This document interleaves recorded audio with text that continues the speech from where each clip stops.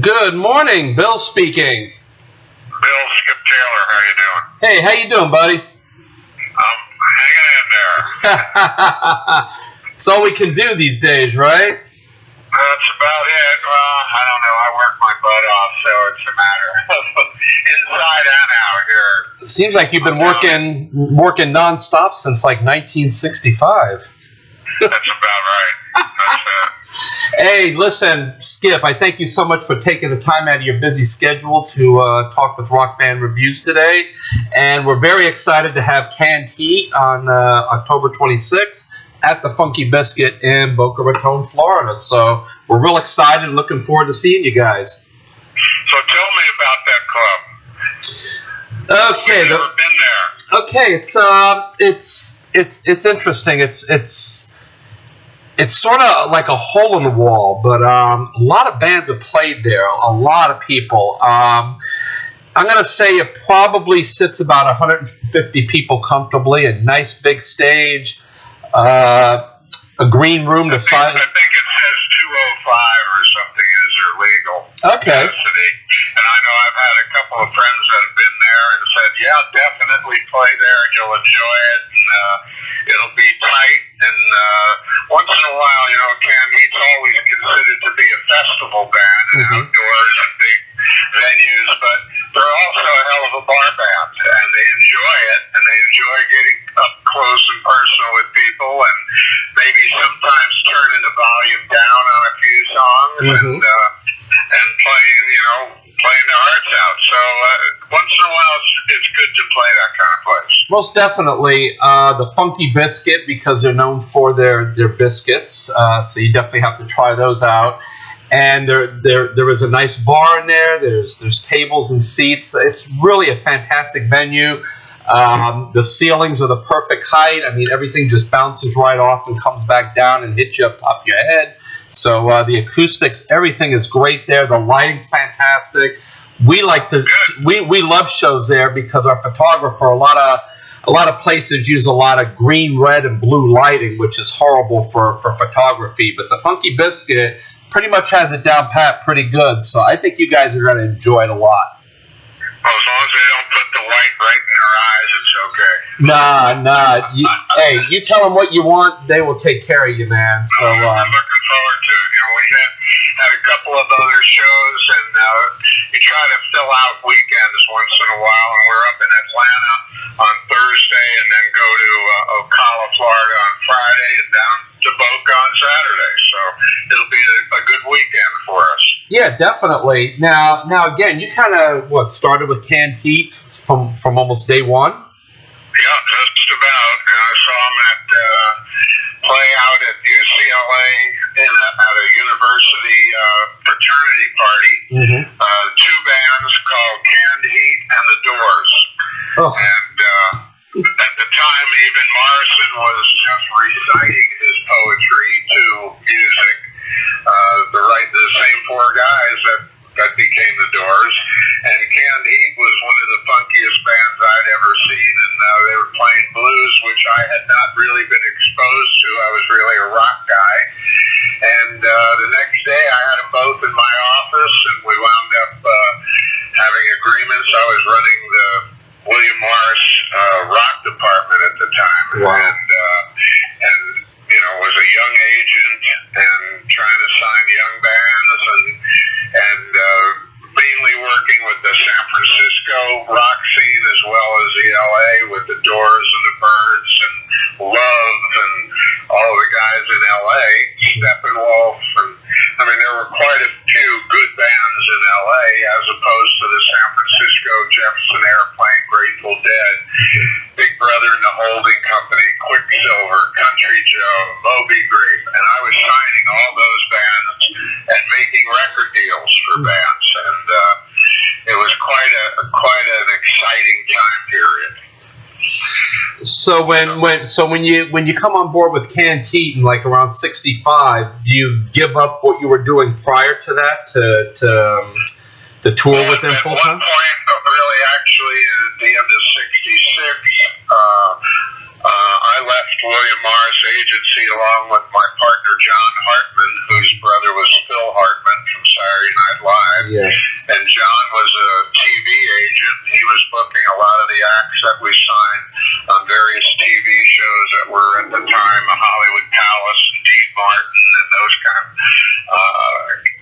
Baloo and some strange things, and we had Sonny and Cher and put them on TV, and when I decided to leave, John said, "I'm going with you," and we didn't know exactly what we were going to do. We knew we were going to do something similar to the Fillmore, and we opened a place called the Kaleidoscope in LA and had all of those acts that I've mentioned playing, and got into management, and I was already producing records, and I got into producing a lot more, and so it was daytime in the office working with the band, and at night in the studio, and nonstop 24 hours a day kind of deal for me for many years. So then, of course, after that, Woodstock comes up. Tell me about your experience there. How was that? Well, really the first one that people forget was Monterey Pop Festival in '67, and that was the first time that anybody had seen Jimi Hendrix or The Who. Otis Redding played his big show in California. There were lots of acts that grew out of there. Cannned Heat didn't even have their record deal when they played Monterey. And by the time we got to Woodstock, I think that's a line from a song, isn't it? At any rate, by the time we did get there, going up the country of Cannned Heat was #1 the whole East Coast that week. And so for us to be playing at Woodstock that day was really an amazing kind of thing for us, and was and still is the largest concert we've ever played, even though we played all the big festivals along the East Coast, from Atlantic City to Atlanta, Georgia, to the Texas Pop Festival, New Orleans Pop Festival, and overseas we played Isle of Wight and the Bath Festival, which people don't know much about in England, where that night was the debut of Led Zeppelin, and it was an amazing thing to see them for the first time, and of course then Pink Floyd followed and blew them off the stage. So it was a time in music where there were so many great live bands and great musicians that unfortunately I just don't see that today. I don't know whether the musicianship has suffered or the guys just don't take as much time in rehearsals and performances, but those people were much more about the music and much less about the money at that time, which was a good thing.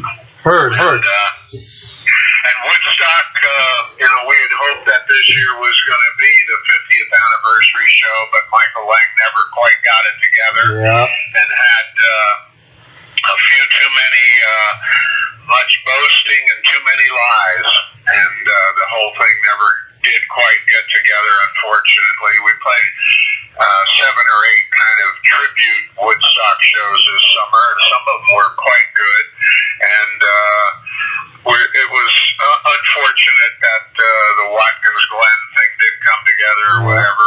We just recently, a couple of weeks ago, played Bethel, the original site at their new Performing Arts Center, which is a fantastic venue and a beautiful sound and just an atmosphere right next to the Woodstock Museum and gift shop, all that, on those grounds, which have been just really preserved, and lots of tree planting and wooden fence posts, and it's just a really beautiful site. And if anybody's anywhere near Bethel, New York, they should go by there, because it really is a wonderful experience. They have a wonderful museum and lots of artifacts from the original site, from clothes that people wore to harmonicas and guitars and drums, and Michael Lang's motorcycle. All that stuff is there, and the Performing Arts Center itself is a great venue.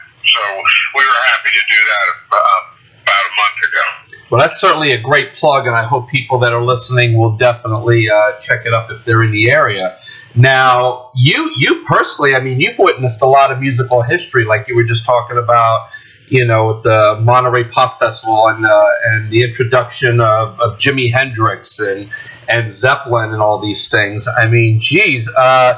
have you written a book, or do you have plans to write a book in the future about your career and your travels on the road?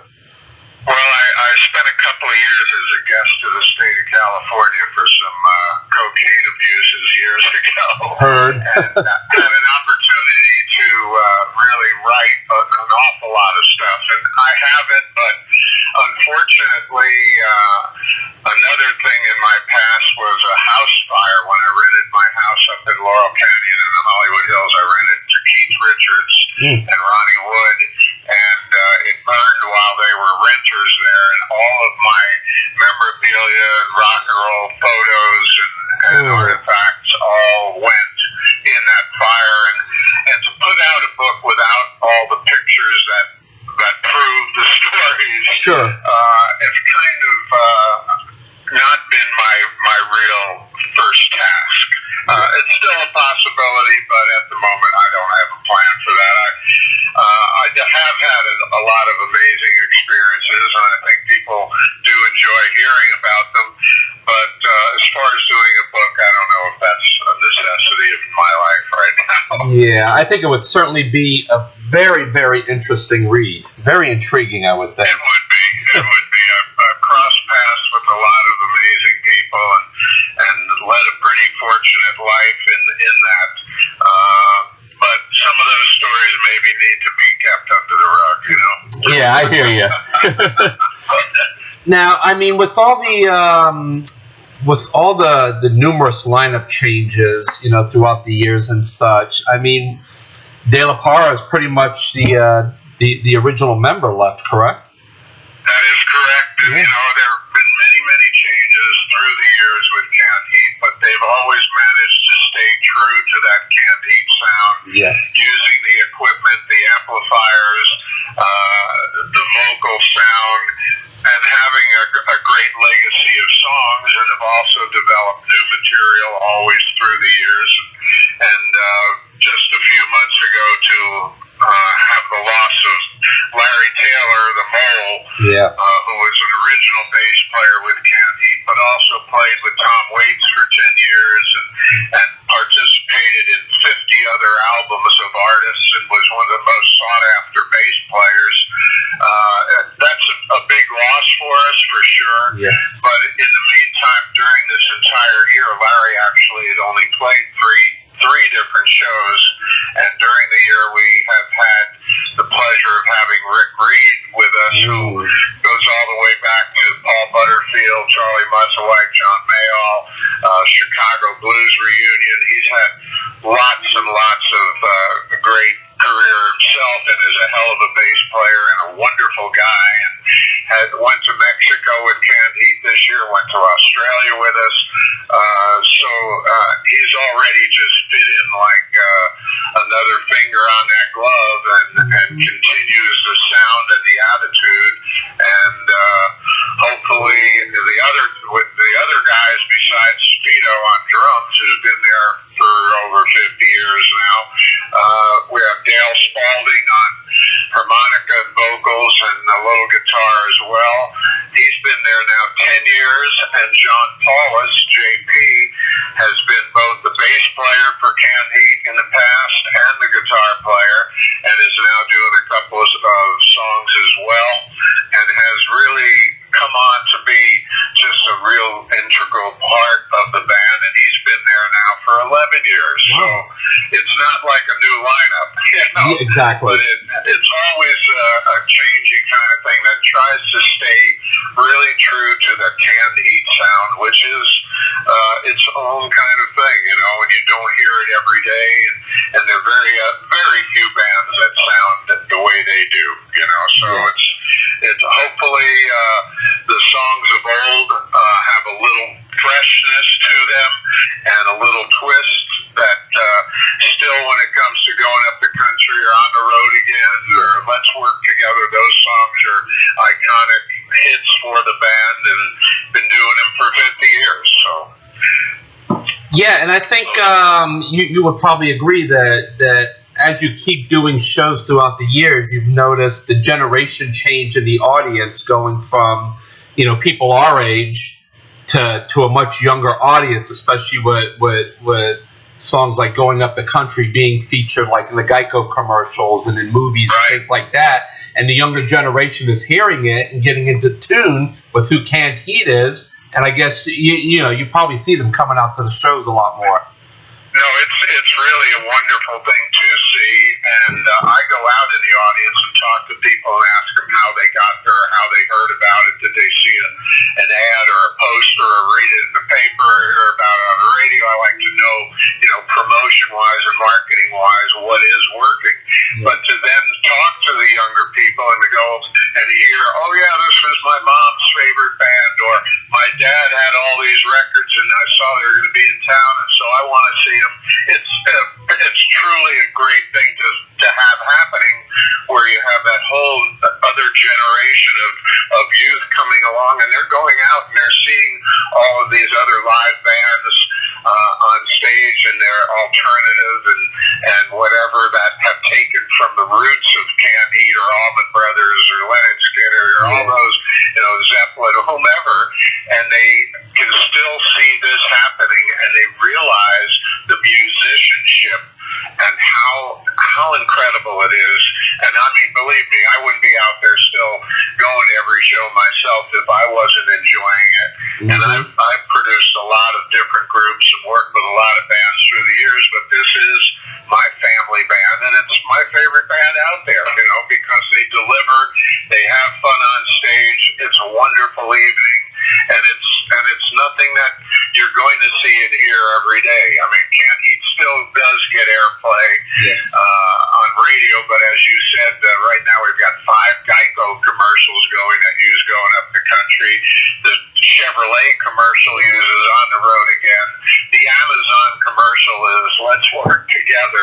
So we have as much presence on the radio and TV right this minute as we ever did. Right.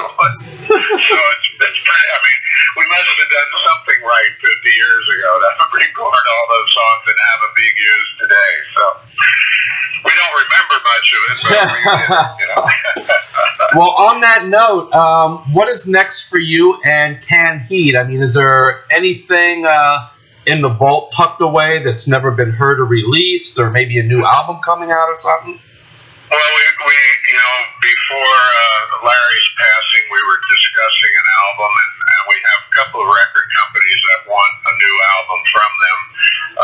If we were to do an album, it would be a studio album rather than something live, and it would require some good rehearsal time and to perfect and write. There are a bunch of song ideas or partial songs that are out there right now, but it's going to require everybody putting a time period together to really get it together and make that our focus, and we have not done that quite yet.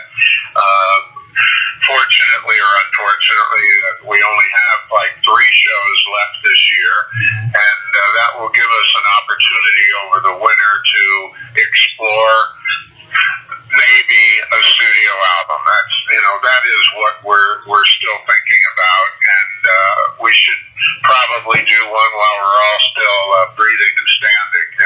Yeah. So one never knows what's around the corner there. So. I hear you. Well, Skip, we've had a guy named Jim Gaines, who's a great producer, who's done everybody from Bonnie Raitt, George Thorogood, Santana. He's wanted to produce an album with Cannned Heat, and I'm happy to take a step back myself, maybe get them ready rehearsing wise and song wise, and then let Jim go in there and do his magic in the studio, and he's able to bring in a lot of guest stars and guest artists that could play on the record, and it might be a real great way for Cannned Heat to pursue their career or help in winding down over the next year or so. Well, that sounds promising, and we're certainly looking forward to that. And I want to thank you again, Skip, for taking time out of your busy schedule to talk with us today. And again, it's going to be Cannned Heat at the Funky Biscuit on October 26th. And We're also going to be doing a ticket giveaway. John Lappin is going to give us some tickets and a couple limited edition Cannned Heat T-shirts. So we're going to be doing some promotion with the giveaway, and we're going to be there. So we look forward to seeing you and the guys. And we're also going to try to hook up with Fido and do an interview in advance of this as well. So. Well, he just got back from Germany yesterday, so I'll give him a little bit of time. Oh yeah. John knows what he's doing. I've been in Europe for 3 weeks, so and that was really successful. And Europe always is, but I look forward to meeting you, Bill. I'll be down there myself as well, and we hope that people come out and enjoy themselves. Likewise, sir. Look forward to seeing you, and safe travels on the road, buddy. Thank you very much. Good. Take care. Bye-bye, buddy.